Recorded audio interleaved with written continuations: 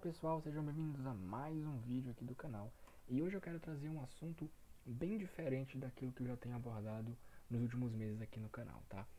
Eu sei que vocês não devem ter ouvido falar ainda nesse assunto, mas é um assunto bem interessante, tá? Que tem a ver aí com a química inorgânica, tem a ver com um pouco, se você gostou dos vídeos aqui do canal sobre química de coordenação, esse assunto aqui vai fazer muito sentido para você, tá? Então, sem mais delongas, depois da vinheta, a gente vai ter aqui uma breve explicação sobre vacâncias e dopantes de oxigênio em estruturas cristalinas, beleza? Então, vamos lá. Então, pessoal, olha só. Como eu falei no começo do vídeo, a gente vai falar hoje sobre vacâncias e dopantes, né? Mas primeiro a gente precisa entender o que são as vacâncias. Vacâncias, tá? Se você pensar no termo genérico da palavra, né, o significado da palavra como um todo, vacância pode ser utilizada em várias áreas. No direito é usado também, mas em sua essência, a palavra vacância tem o significado de lacuna, de vazio.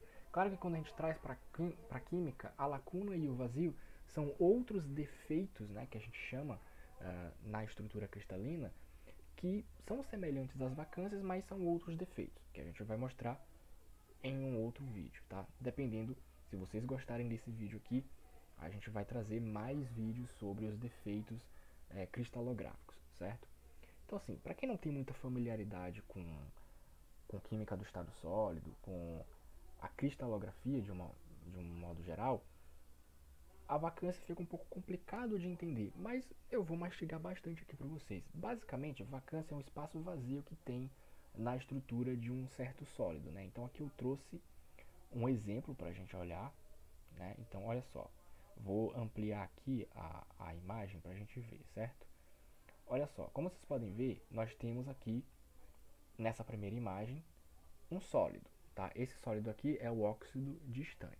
Como vocês podem observar aqui, todos os espaços estão ocupados, né, pela ligação entre entre o estânio e o oxigênio, né? O oxigênio representado em vermelho e o estânio em cinza, né? Mas se vocês olharem aqui no lado, vamos ver aqui em duas ocasiões um espaço vazio. Esse VO aqui significa vacância de oxigênio, tá? E aí você me pergunta, tá, mas por que você está me ensinando isso, professor? A questão é o seguinte, quando a gente estuda, eu fiz um vídeo recentemente falando sobre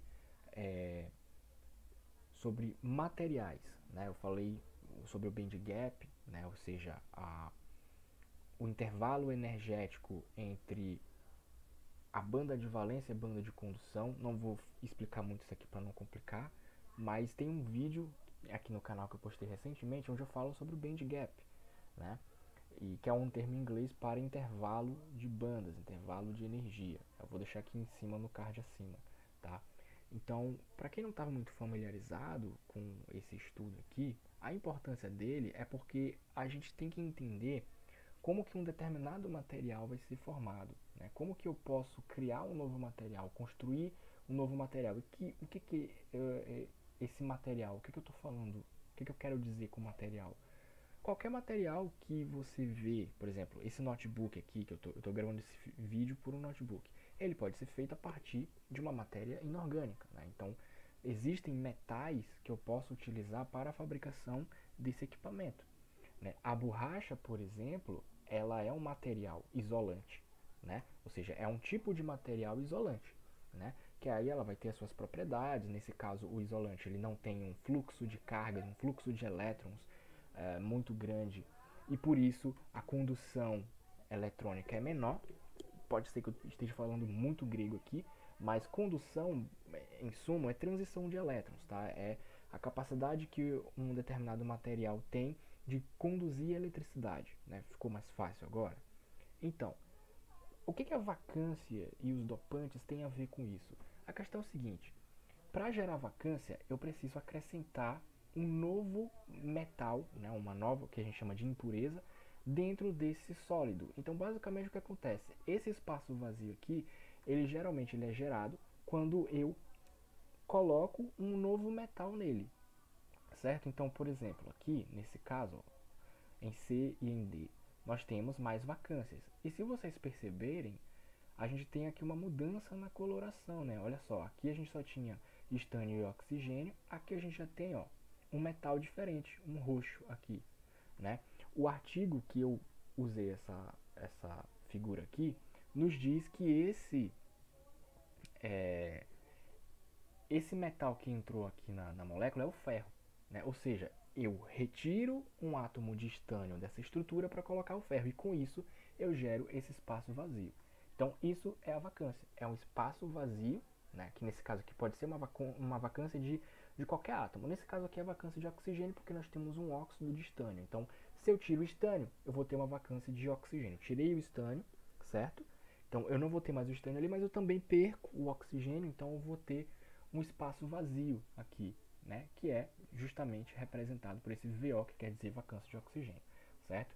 Então, numa tacada só, eu expliquei para vocês o que é vacância e o que é dopante. O dopante é justamente a impureza que eu acrescento nesse sólido, né? E aí você pode se perguntar, tá, mas para que eu vou querer dopar esse material? Para que eu vou querer gerar essa vacância?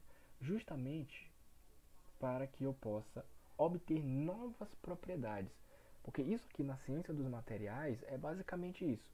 Eu acrescento um dopante na estrutura para que eu possa fabricar novas propriedades, sejam elas magnéticas, eletrônicas. No caso aqui, tudo isso vai depender do metal. Dependendo do metal que eu coloco na estrutura cristalina, eu vou dar para essa estrutura cristalina, no caso o óxido de estânio, novas propriedades. Então, por exemplo, se eu conheço a propriedade do ferro, eu sei que o ferro ele é ferromagnético, ou seja, ele possui propriedades magnéticas. E se você lembra lá na química de coordenação, a gente lembra, por exemplo, dos materiais eletromagnéticos e paramagnéticos. O ferro ele é um bom paramagnético, então ele vai gerar paramagnetismo.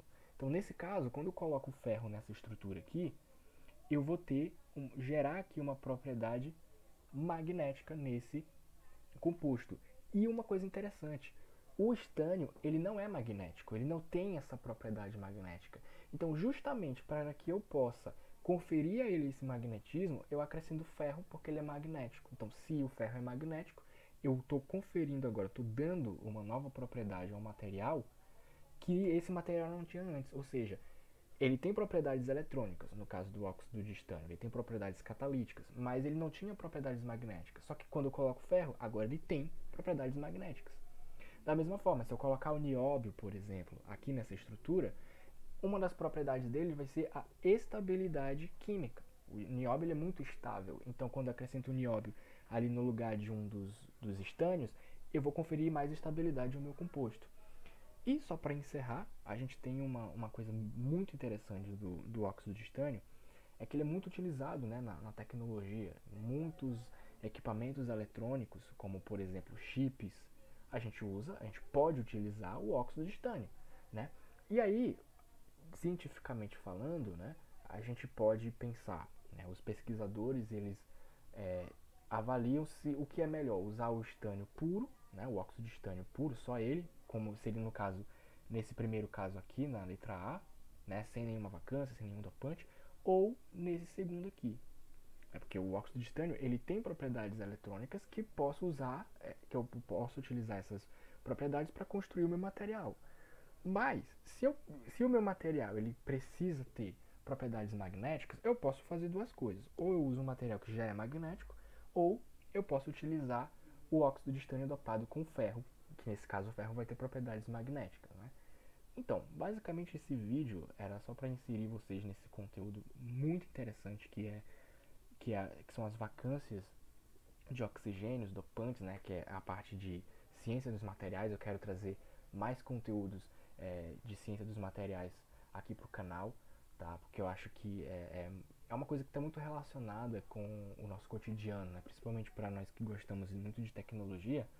A ciência dos materiais ela é perfeita para explicar muitas propriedades dos equipamentos que a gente tem, né? Por que alguns materiais são construídos de determinada forma, tá? Eu quero trazer mais conteúdos como esse aqui pro canal. Eu sei que já tem muitos vídeos no YouTube que falam sobre ciência dos materiais, mas eu quero trazer de uma forma um pouco mais descontraída, de uma forma com menos, como é que eu posso dizer, com menos conteudismo, né, digamos assim.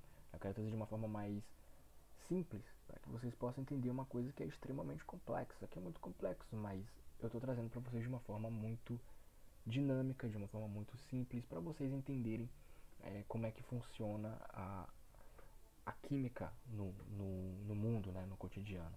Né? Então, se vocês gostaram desse vídeo, se inscrevam no canal e deixem o seu like para ajudar o canal a crescer. Isso é muito importante, pessoal.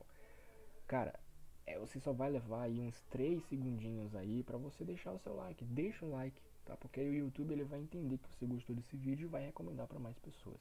Então é isso, pessoal. Um abraço e até a próxima.